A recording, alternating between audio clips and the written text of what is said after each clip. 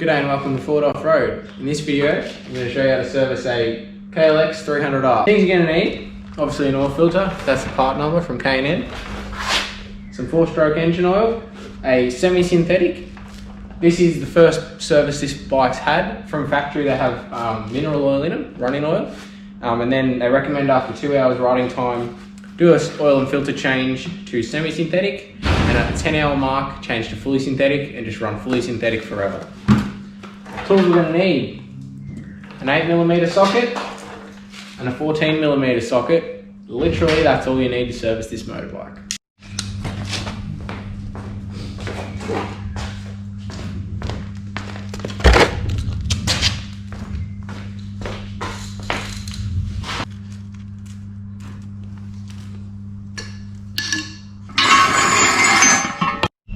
Okay, so a 4mm Allen key bit behind these bolts. How professional that is. Don't need to use my hands.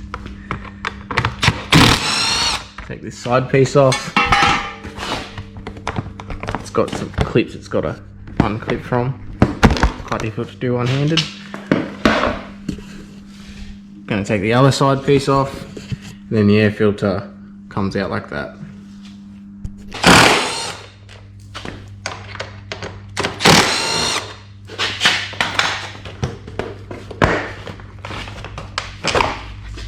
Where your battery and your coolant level sits. It's full. I would expect it to be full. It's only got 2 hours on it.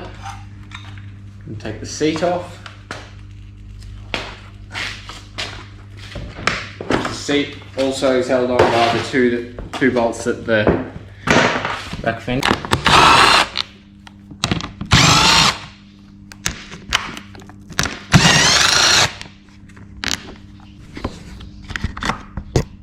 And there's your air filter. So I'm not going to clean and repack that because this bike's only got 2 hours running time. This is just its first service after the run-in procedure.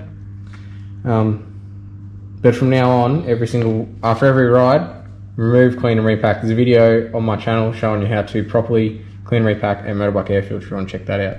For now I'm going to put it back together and finish the oil and filter change.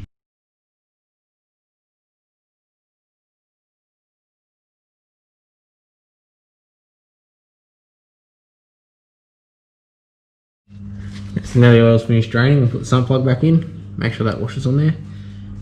If you bought an actual service kit instead of just an oil filter and some oil, you will get a new washer to put on that, as well as a new O-ring to put on the oil filter housing.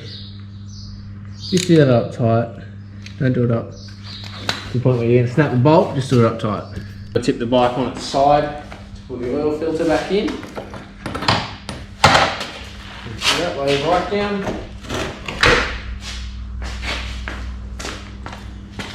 And you got to put, the reason you have to do that is that this spring has to go standing up like that.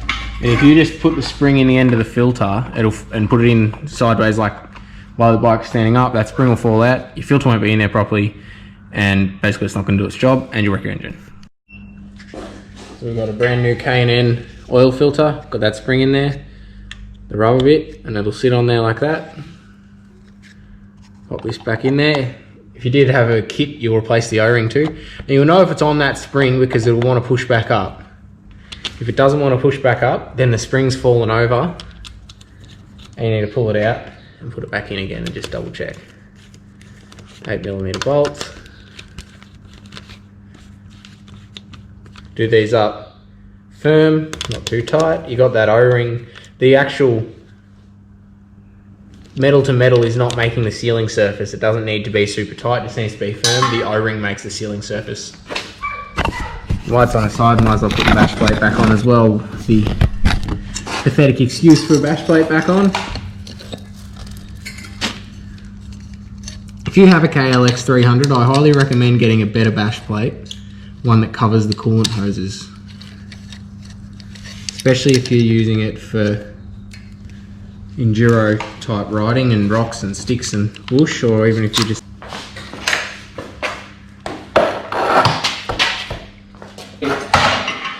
quite funny or quite an effort because this is a really freaking heavy bike.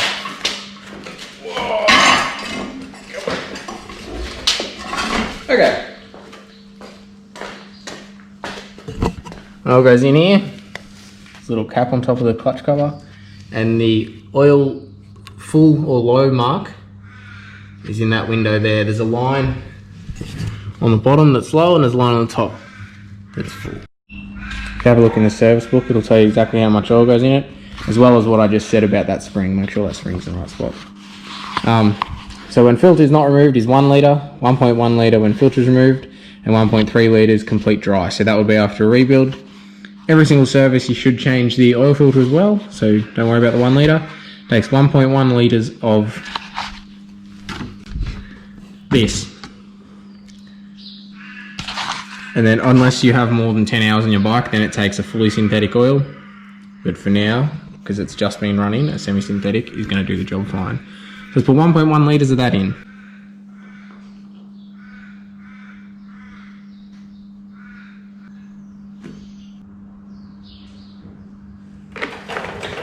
While the bike is on a stand too, it's a good time to put some chain lube on. Because the back wheel's off the ground. Get your can of chain lube. Check it up, spin it and spray it into the chain. On both sides, trying to get the whole way around. Spin it, get it on the front sprocket.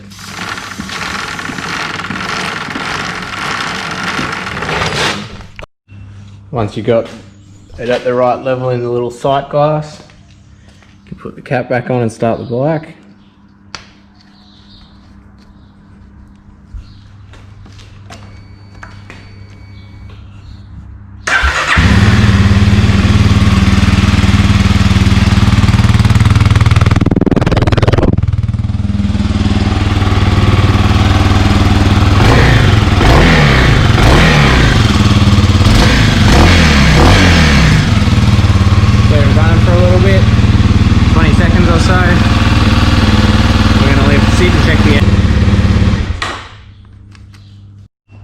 So just to check the coolant level, just take that cap off, see where it's at, add some more coolant if it needs some more coolant. I can't undo that with one hand and hold the camera, so I've done that off screen. Just waiting a couple of minutes for the oil to drain back down into the sump so you can check the oil level. So once you've started the bike and let it sit, just check that the oil level is at the right spot. See there's two little notches there. The top one is full and the bottom one is low, so that's at a good spot right there. You're now ready to go for a send. Also, if you have just bought a KLX300r, which is a 4-stroke, which is weird because 300s are meant to be 2 strokes. First thing, suggestion, is a bash plate that covers these coolant hoses that are in the perfect spot to ruin your day. Besides that, it's a good bike. That's how to service a KLX300r. This is a 2021, this is brand new, it's like 2 weeks old. But it's the exact same for pretty much every single KLX from 2000 to now. They haven't changed, they're still the same. Thanks for watching, like, subscribe, follow Foord Offroad on Instagram. Service on a KTM 300r, KLX 300r Kawasaki. What is that green shit doing in my blue shed?